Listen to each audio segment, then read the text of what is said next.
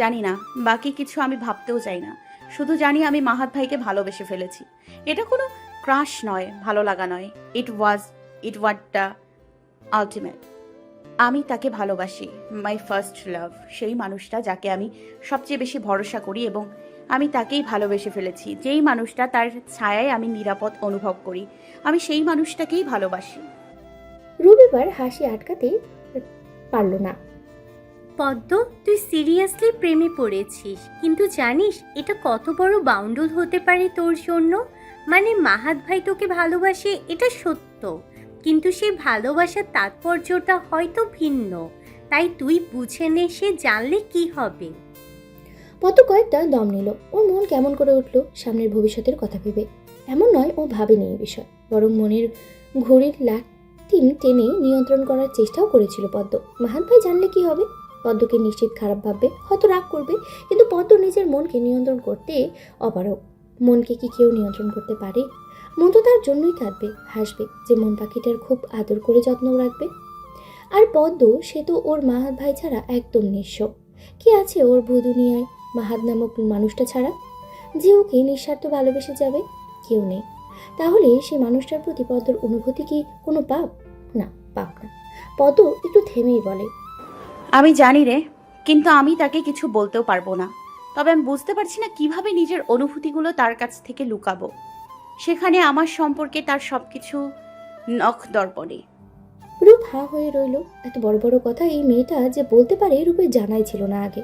অধর ছাড়িয়ে শ্বাস ফেলল ও, একটু ভেবে বলল, ঠিক আছে, এখন এটা গোপন থাকুক। তুই আগে নিজের অনুভূতিগুলো ভালো করে বুঝতে চেষ্টা কর। আর যখন পরিস্থিতি ঠিক হবে, তখন না হয় মাহাত ভাইকে নিজের অনুভূতির কথাগুলো জানিয়ে দিস। এটা সত্যি কি সম্ভব? মাহাত ভাই কি বুঝবে আমার মনের কথা? তার চোখে তো আমি শুধুই একটা বাচ্চা। তুই চেষ্টা কর তার অনুভূতি জাগানো, আর বোঝা এটা কোনো আকর্ষণ বা মোহ না। তুই সত্যিই তাকে ভালোবাসতে শুরু করেছিস, তুই কোনো বাচ্চা না। সবকিছু কি এত সহজ হবে? হবে না কেন? তুই গল্পের বইগুলো বেশি করে পড়বি, দেখবি সেখানে প্রায় লেখা থাকে দুজন মানুষের মধ্যে কিভাবে যেন প্রেম হয়ে যায়। জীবনটা কোনো গল্প না রূপ, গল্প তো লেখকের কল্পনার একটি অংশ, বিশেষ মাত্র। সেখানে সে চাইলেই ভালোবাসার মানুষ দুটোর মধ্যে মিল করাতে পারে, আবার না চাইলে বিচ্ছেদ। কিন্তু পদ্ম, বেশিরভাগ গল্প বাস্তব থেকে ভিন্ন হয়, কিন্তু তোর গল্পের শুরুটাই কেমন কঠিন হচ্ছে, তাহলে শেষটা না জানি কেমন হবে। আমি শুধু এটা নিয়েই চিন্তিত। জানি না রে, আমার গল্পের শেষটা হয়তো সুন্দর হবে না, তা জেনেও আমি এই গল্পটা শুরু করতে চাই। পদ্মের মনের ভেতরে কোথাও যেন একটা ঠুনকো আশা বাড়তে থাকে যে ওর গল্পের হয়তো একটা সুন্দর সমাপনে হতেও পারে। ওর গল্পটাও হয়তো সব ছাড়িয়ে পূর্ণতা পেলেও পেতে পারে। ও মন থেকে অবশ্য তাই চেষ্টা করবে। এদের এই কথোপকথনের মাঝে ক্লাসের ঘন্টা বাজলো। রূপ মনে মনেই ভাবলো, না জানি পদ্মের এই অনুভূতিগুলো তাকে কোথায় নিয়ে যাবে, কিন্তু ওর মনের ভেতরের এই ঢেউগুলো যে আর থামছে না, এটাও নিশ্চিত। স্কুল ছুটির পর পদ্ম আর রূপ নিজের ব্যাগ গুছিয়ে শহরের ব্যস্ত রাস্তায় ধীরে ধীরে হাঁটতে শুরু করলো। তাদের স্কুল থেকে বাসা পর্যন্ত হাঁটার পথটা খুব বেশি লম্বা নয়। দুজনের খুনসুটির মধ্যে সেই পথটার দূরত্ব যেন আরোই কমে আসে। শহরের রাস্তার কোলাহল, হর্নের শব্দ আর ফুটপাতের বিক্রেতাদের হাঁক ডাক সবই তাদের কথোপকথনের পটভূমি হয়ে থাকে। তবে আজ সব কিছু ভিন্ন, কারণ পদ্ম ছিল একদমই শান্ত। তবে রূপ, সে তো বহমান নদীর মতো সময়ের গতিতেই ছুটতে ব্যস্ত। সে গুনগুন করতে করতেই লাগলো কোনো বাংলা সিনেমার গান। পদ্ম বিরক্তি ছেড়ে বলল, এই গান বন্ধ কর, আমার মাথা ধরে যাচ্ছে। রূপ স্বভাব শুনোই মায়াময় হাসল। তারপর প্রতিউত্তরে বলল, পদ্ম, তুই একটা বস্তা পচা, সিনেমা দেখিস না, গান পছন্দ করিস না। আমার মনে হয় তুই একদিন পুরো দুনিয়া থেকে বিচ্ছিন্ন হয়ে যাবি। পদ্মর নাক ভরা বিরক্তি নিয়ে বলল, তুই নিজে আগে আরশাদের স্বপ্ন দেখা বন্ধ কর। সিনেমা দিয়ে জীবন চলে না, বাস্তবটা মেনে নে। পদ্ম, জানিস আরশাদের নতুন একটা সিনেমা আসছে? পদ্মর কথা সম্পূর্ণ হাওয়ায় উড়িয়ে দিল মেয়েটা। আরশাদকে নিয়ে রূপের আছে বিশাল এক মুগ্ধতা, যা এখন কিছুটা উত্তেজনার সুরেই বের হলো। চটে গেল পদ্ম। তিরিক্ষি স্বরে বলল, তুই এসব তারকা নিয়ে এত পাগল কেন? কারণ তুই সিনেমা দেখিস না, তাই বুঝতেও পারবি না আরশাদ কি। পদ্ম কাজ ঝাঁকিয়ে বলল, আমি সিনেমা দেখি না কারণ এসব ফালতু লোকের নাচ গান আর অতিরঞ্জিত ডায়লগ আমার সহ্য হয় না। তুই আরশাদকে ফালতু বলছিস? জানিস সে কে? সে দেশের একজন নামকরা নায়ক।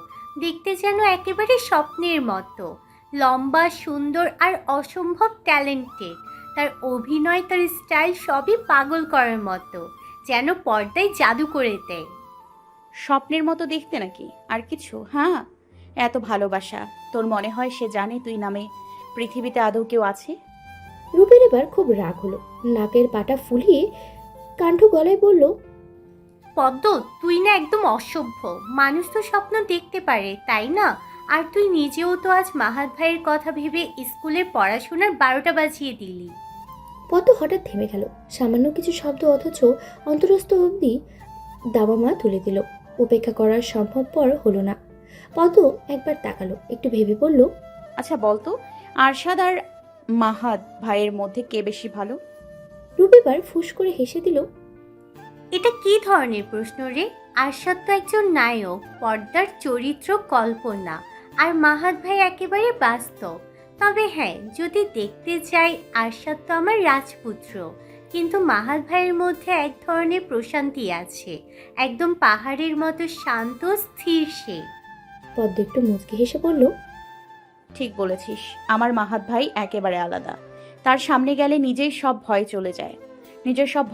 জানিস, গতকাল আমাকে বকা দিয়েছিল, তারপর কেমন ভয় লেগেছিল। রূপ দম ফাটিয়ে হাসলো, বলল, দেখছিস, তোর পুরো মাথা খারাপ। মাহাত ভাই বকা দিচ্ছে আর তুই তাতেও মুগ্ধ। পদ্ম একটু লজ্জা পেয়ে বলল, আরে এটা বলার জন্য না, আমি বলতে চাই তার মতো মানুষ সহজে পাওয়া যায় না। আরশাদ হোক বা অন্য কেউ, মাহাদ ভাই যেমন দায়িত্বশীল আর দয়ালু তেমন কেউ নেই। তোর কথা শুনে মনে হচ্ছে তুই একেবারে হারিয়ে গেছিস মাহাত ভাইয়ের প্রেমে। কিন্তু সমস্যা হলো, মাহাত ভাই এসব জানলে কি হবে বলতে পারিস? পদ্ম এবার চুপ হয়ে গেল। কিছুক্ষণ হাঁটার পর বলল, জানি না, তবে এসব কথা এখন বলা যাবে না। এভাবে দুজন হাঁটতে হাঁটতে মাহাদ আর আরশাদের তুলনা করতে করতেই বাড়ির সামনে এসে পৌঁছালো। শহরের ব্যস্ত রাস্তাগুলো পেরিয়ে এখন তাদের দুই বাড়ির গলির মোড়ে। রূপ বিদায় নিয়ে বলল, আগামীকাল স্কুলে আবার এই বিষয়ে আড্ডা হবে। তোর মাহাত ভাই আর আমার আরশাদ নিয়ে যুদ্ধ এত সহজ কিন্তু থামবার নয়। পদ্ম একটু হাসলো, তবে তার মনের গভীরে ঝড় থামলো না। বরং ড্রয়িং রুমে বসা মাহাতকে দেখে তার প্রতি অনুভূতিগুলো আবার কেমন অস্থির করে তুলল। দুপুরের আলো জানালার কাজ গড়িয়ে মেঝেতে এসে পড়েছে।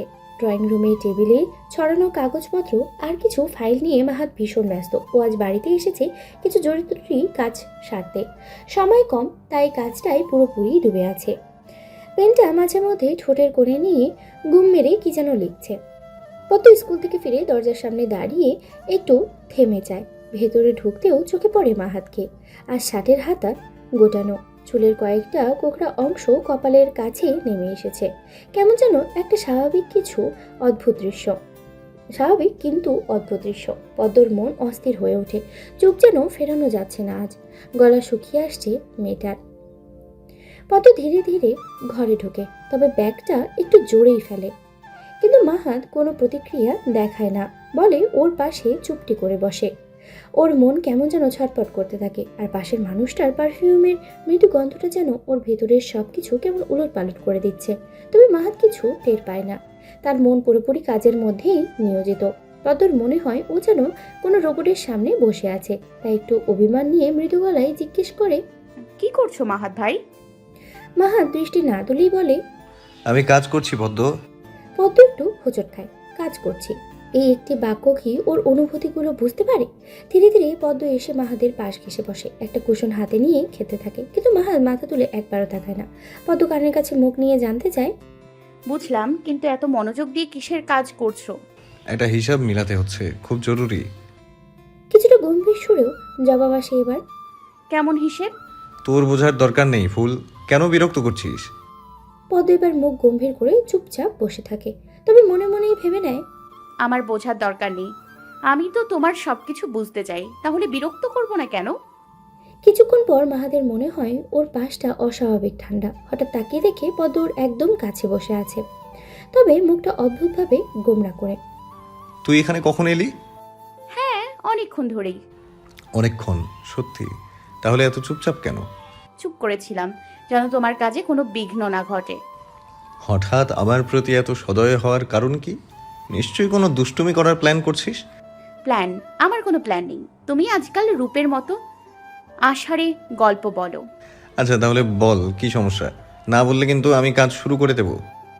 আমার কোনো সমস্যা নেই। আমি কি তোমায় বিরক্ত করছি? তুমি করো না তোমার কাজ, আমি তো চুপচাপ বসেই আছি। এটাই তো সমস্যা, চুপচাপ বসে আছিস কেন? তুই জানিস না তোর এত চুপচাপ থাকার কারণে ঘরে যে নীরবতা সৃষ্টি হয়, তাতে মনে হয় ভূত খাপটি মেরে পাশে বসে আছে। ভূত? আমাকে তুমি ভূত বললে? তেমন না, তবে তুই আচানক এত চুপচাপ থাকলে যে কেউ ভয় পাবে। মানে আমি কি এখন চুপও থাকতে পারবো না? মাহাদ হেসে ফেলে, কিছু বলতে গিয়েও চুপ করে থাকে। একটু পরে মাথা নাড়িয়ে বলে, তোর সঙ্গে কথা বলার মানেই নেই, তার চেয়ে বরং আমি কাজ করি। হ্যাঁ হ্যাঁ করো, হ্যাঁ হ্যাঁ করো। তোমার কাজটাই তো পৃথিবীর সবচেয়ে গুরুত্বপূর্ণ। পদ্মর কথা কেন শুনবে? পদ্ম কে তোমার? কিছু না, ধ্যাত। পদ্ম মুখ ভার করে ড্রয়িং রুম থেকে বেরিয়ে গেল। মাহাদুর চলে যাওয়ার দিকে তাকিয়ে থাকলো, কিন্তু তারপর আর কাজে মন বসাতে পারলো না। আঙ্গুলের মাঝে পেনটা ঘুরাতে ঘুরাতে এক মুহূর্তের জন্য থমকে গেল। আজকাল হঠাৎ হঠাৎ পদ্মর কি যেন হয়ে যায়, তা সে বুঝতেই পারছে না। বসে থাকতে থাকতে মাহাদ উঠে গিয়ে জানালার পাশে দাঁড়ায়। বাইরে দুপুরের আলো একটু ঝাপসা হয়ে আসছে। ওর চোখের সামনে ভেসে উঠল পদ্মর সেই চিরচেনা হাসি মুখ, অথচ আজকাল তার মুখে অস্থিরতার ছাপ, কোথায় অন্যমনস্কতা। মাঝে মাঝে কথাগুলো যেন আটকেও যায়। সবকিছুই ইঙ্গিত দিচ্ছে পদ্মর মনে কোনো না কোনো একটা ঝড় চলছে। মাহাদ একটা দীর্ঘশ্বাস ফেলে ভাবে, এটা কি বয়সের ব্যাপার নাকি অন্য কিছু? নিজের মনেই প্রশ্ন করে সে। বয়স বাড়লে তো মানুষ একটু বদলাবে, কিন্তু পদ্মর এই বদলানো স্বাভাবিক বা সাধারণ মনে হচ্ছে না। ওর চোখে মুখে এমন একটা আকুলতা থাকে, যেন কিছু বলতে চায় কিন্তু সাহস পায় না। একটা বিষয় মাহাতকে বেশ চিন্তায় ফেলেছে। পদ্মকেও যতবার দেখেছে ততবার মনে হচ্ছে মেয়েটা ভেতরে ভেতরে বেশ কিছু লড়াই করছে। মাহাত মনে মনেই বলে, পদ্ম তো আমার হাতেই মানুষ হয়েছে, তাই ওর সব কিছু তো আমার জানা। তাহলে হঠাৎ করে ওর এই পরিবর্তন কেন? এমন কি হলো যে ও আমাকে বলতে পারছে না? মাহাতের চিন্তা আরো গভীর হয়। পদ্মর জীবনে কোনো সমস্যার ছায়া পড়েছে কি? ওকে কোনো ভুল পথে পা বাড়াচ্ছে, নাকি এমন কোনো সংস্পর্শে এসেছে যে ওর মনের সরলভাবে অন্যদিকে টেনে নিয়ে যাচ্ছে ওর মনটা? মাহাদের মনে পড়ে কয়েকদিন আগেও পদ্মকেও রাতের বেলায় ছাদে দাঁড়িয়ে থাকতে দেখেছে। অন্ধকারে ভয় পাওয়া মেয়েটা সেদিন একদম একা ছিল, তাও চুপচাপ আকাশের দিকে তাকিয়ে কিছু ভেবেই যাচ্ছিল। মাহাত তখন জানতে চেয়েছিল, ফুল, কি হলো? এত চিন্তিত কেন তুই? পদ্ম ওর দিকে তাকিয়ে একটা অদ্ভুত হাসি দিয়েছিল, যেন সে কিছু বলতে চায় কিন্তু বলতে পারছে না। তারপর বলেছিল, কিছু না মাহাত ভাই, এমনিতেই। এই কিছু না শব্দটা মাহাদের অস্থিরতা বাড়িয়ে দেয়। ও জানে পদ্মর ভিতরে কিছু চলছে, কিন্তু ও কি সত্যিই জানে না, নাকি না জানার ভান করছে? আজ ড্রয়িং রুমে পদ্মর মুখের অভিব্যক্তি, ওর চুপচাপ বসে থাকা, তারপর রাগ করে চলে যাওয়া, সবকিছু আবার মনে পড়তে থাকে। মাহাত খেয়াল করে ওর রাগটা যেন ঠিক রাগ নয়, বরং এক ধরনের অভিমান, এক ধরনের অপূর্ণতা। মাহাত নিজেকে প্রশ্ন করে, এটা কি আমার দিক থেকে কোনো ভুল হচ্ছে? আমি কি ওর দিকে যথেষ্ট মনোযোগ দিচ্ছি না, নাকি ও আমার সাথে এমন কিছু শেয়ার করতে চায় যেটা বলতে সাহস পাচ্ছে না? একটা জিনিস মাহাত স্পষ্ট বুঝতে পারে, পদ্মর এই পরিবর্তন হালকাভাবে নেওয়া ঠিক হবে না। নিজে এমন কিছুতে জড়িয়ে পড়ুক যা ওর জন্য ক্ষতিকর, সেটা মাহাত কখনোই হতে দেবে না। মাহাত ধীরে ধীরে নিজের জায়গায় ফিরে আসে, ফাইল বন্ধ করে সোফায় শরীর এলিয়ে বসে। এবার ঠিক করে, পদ্মর সঙ্গে সিরিয়াসলি কথা বলতে হবে। এমন কোনো সমস্যা থাকলে ওকে বোঝাতে হবে যে আমি ওর পাশে আছি, ওর সুরক্ষা আমার দায়িত্ব। জাবেদার জীবন যেন একটি অবর্ণীয় বিজনেসের গল্প, বিসর্জনের গল্প। জাবেদার জীবন যেন একটি অবর্ণীয় বিসর্জনের গল্প। শৈশব থেকে কৈশোর পর্যন্ত সে স্বপ্ন দেখেছিল এক সুন্দর স্নেহময় সংসারে, যেখানে ভালোবাসা হবে তার একমাত্র আশ্রয়, আর স্বামী হবে তার শ্রেষ্ঠ বন্ধু। সেই স্বপ্নের আলো নিয়ে তার জীবনে একদিন এলো সিরাজুল। সে ভেবেছিল এই ভালোবাসার বন্ধন হবে তার জীবনের শ্রেষ্ঠ প্রাপ্তি, কিন্তু বিয়ের সোনালি আলোর মধ্যেই যেন এক গভীর অন্ধকার এসে সব আলো নিভিয়ে দিল। সিরাজুলের ভালোবাসা ছিল, কিন্তু তা শুধুই তার ছোট বোন জুলেখার জন্য। বিয়ের পর থেকেই জুলেখা যেন তাদের সংসারের কেন্দ্রবিন্দু হয়ে উঠল। সিরাজুল তার একমাত্র বোনকে এতটাই আগলে রাখত যে স্ত্রীর মনের কথা শোনার সময়ই পেত না। জুলেখা সামান্য জ্বর হলেও সিরাজুল তার পাশে দিন রাত পড়ে থাকতো, সেবা করতো, যত্ন করতো, যেন সেই তার পৃথিবী। আর জাবেদা, সে ছিল এক নির্বাক দর্শক, যার দুঃখ কষ্ট বোঝার কেউ ছিল না। বিয়ের হলুদ তখনও শরীর থেকে পুরোপুরি মুছে যায়নি, অথচ হৃদয়ের উজ্জ্বল রং ধূসর হতে শুরু করলো। জাবেদা নিজেকে বোঝানোর চেষ্টা করলেও সময়ের সাথে সব ঠিক হয়ে যাবে। হয়তো একদিন সিরাজুল তার দিকে তাকাবে, তার মনের কথা শুনবে, তার অস্তিত্বটার অনুভব করবে। কিন্তু সেই দিন আর এলো না। দিন গড়িয়ে গেল, মাস পার হলো, বছর কেটে গেল, সিরাজুলের পৃথিবীতে তার জায়গা আর তৈরি হলো না। অথচ ও কেবল চেয়েছিল এক নিবিড় সম্পর্ক, যেখানে ও হবে কারোর ভালোবাসার সবচেয়ে মূল্যবান অংশ। অথচ বাস্তবতা তাকে এক অদৃষ্ট শূন্যতার মধ্যেই নিক্ষেপ করলো, যেখানে ও ছিল কিন্তু তার অস্তিত্বের কোনো মূল্য ছিল না। বিয়ের প্রথম কয়েক মাসের মধ্যেই শেখ বাড়ির সমস্ত দায়িত্ব এসে পড়ল জাবেদার কাঁধে। বাড়ির রান্না, পরিচ্ছন্নতা আর পদ্মর মতো একরক্তি মেয়ের যত্ন, সবকিছু সামলাতে হতো তাকে। অথচ জাবেদার নিজের বয়স ছিল তখন অল্প। জুলেখা আর পরিবারের অন্যান্য সদস্যদের সেবায় নিবেদিত করেছিল। জাবেদার প্রতি কোনো অনুভূতি বা ভালোবাসা যেন ছিলই না। জুলেখা তখন খুব ছোট। জাবেদা চেষ্টা করেছিল তাকে নিজের সন্তান হিসেবে ভালোবাসতে, কিন্তু প্রতিদিন সিরাজুলের জুলেখার প্রতি অতিরিক্ত মনোযোগ আর জাবেদার প্রতি অবহেলা তার মনে বিষ তৈরি করেছিল। সে দেখত সিরাজুল তার জন্য সময় না দিলেও জুলেখার জন্য হাসি মুখে সব কিছু করত, অথচ তখন স্বামীকে নিয়ে জাবেদার কত না স্বপ্ন ছিল। জাবেদার জীবনে দুঃখের মাত্রা যেন ক্রমেই বাড়তে থাকে।